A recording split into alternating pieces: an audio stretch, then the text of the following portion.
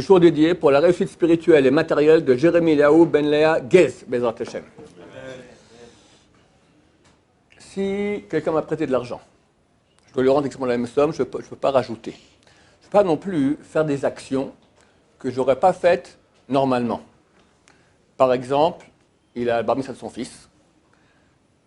Moi, je ne peux même pas aller à la bar mitzvah de son fils. D'accord? Maintenant qu'il m'a prêté de l'argent, je me ressens redevable. Il m'a vraiment pas 100, c'est pas 100 shekels qu'il m'a prêté. 10 000 euros il m'a prêté. Et j'apprends ce bar mitzvah de son fils, etc. Et moi, je me dis, je ne fais pas après le prêt qu'il m'a fait ne pas y aller. En bon français, c'est la foumal, d'accord? En marocain, c'est l'archouma, d'accord? Et bien, je n'ai pas le droit d'y aller. Parce que je n'ai pas le droit de lui rendre quelque chose à cause du prêt. Maintenant, si on était des bons copains, et de toute façon, je serais allé à la bar mitzvah, j'aurais fait un cadeau à son fils.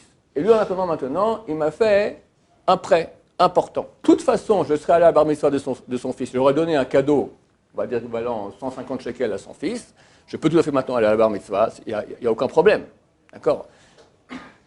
Les choses nouvelles que je n'aurais pas faites sans le prêt, c'est interdit. Les choses que de toute façon j'aurais faites, parce qu'on se connaît déjà, ou c'est de la famille, ou quoi que ce soit, il n'y a aucun problème. On travaille maintenant, j'ai un collègue, Adar Haïm, d'accord? Et au bureau, toujours quand je vais faire un café, je lui fais un café. Des fois, lui me fait, des fois, c'est moi qui lui fais.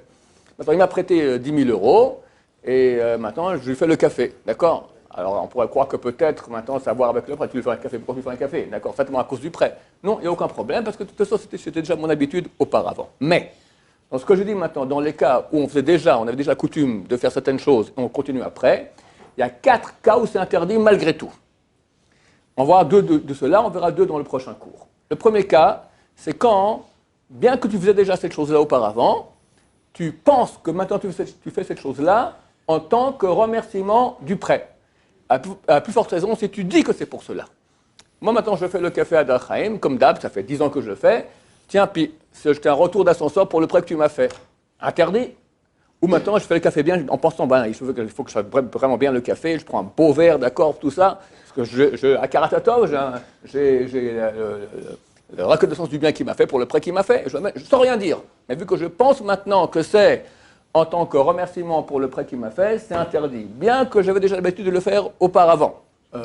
Donc on pose la question ici maintenant, est-ce qu'on peut changer? Quelqu'un commence à faire le café, il dit, je fais maintenant un bon café, puis après il se dit, ah non, c'est interdit. Bon, alors je pense maintenant que je ne fais pas ça en tant que reconnaissance du prêt, ça va, tu as réparé la pensée, d'accord? Il y a une notion dans la Torah qui s'appelle la tchouva, le regret d'une chose, c'est comme si tu as déraciné la chose, donc c'est valable. Autre exemple du même type, un enfant, Rouven prête d'habitude son ballon à Shimon. Shimon a prêté des bonbons à Rouven. Et maintenant, il va demander le ballon de Rouven. D'accord? Rouven nous dit, comme d'hab, je te prête mon ballon, mais cette fois, c'est en plus que je te dois maintenant une reconnaissance parce que tu m'as prêté des bonbons, donc c'est normal que je prenne mon ballon. Interdit. Bien qu'il ait déjà l'habitude de prêter toujours son ballon ainsi, ça ne va pas. Autre cas, Rouven, qui a 40 ans, va toujours aider M. Shimon, qui a 70 ans, à faire sa souka. Bon, la souka, il faut construire, etc. C'est hyper compliqué. Chaque année, il y va. Et cette année, le Shimon, qui a 70 ans, il a prêté de l'argent à Rouven. Alors, Shimon dit, cette année, je vais encore plus y aller l'aider, parce que c'est le remerciement du prêt qu'il m'a fait. Même en pensée, c'est interdit. Plus en façon, il dit, cher monsieur Shimon, comme chaque année je viens, mais cette année encore plus, pour vous aider, pour le prêt que vous m'avez fait, c'est interdit. Deuxième cas, on fait un cadeau à quelqu'un, et on avait l'habitude de le faire, comme je l'ai dit. Mais cette fois-là, on fait ce cadeau en même temps qu'on rend l'argent. Par exemple, ma voisine m'a prêté à ma femme 1 kilo de tomates. Et chaque veille de Shabbat, vendredi, ma femme fait des chalotes, elle donne une chala à la voisine, une veuve, la pauvre, miskina, d'accord, en tant qu'elle lui donne une chala. Et là maintenant, elle lui rend les tomates qui ont été empruntées, le kilo de tomates, avec une chala aussi en plus. Bien que chaque vendredi, elle lui donne une chala, vu que maintenant, au moment où elle rend le prêt de tomates, elle donne aussi la chala, c'est interdit. Bien que c'est habituel, mais quand c'est le même moment, alors ça montre plus qu'il y a une relation entre les deux.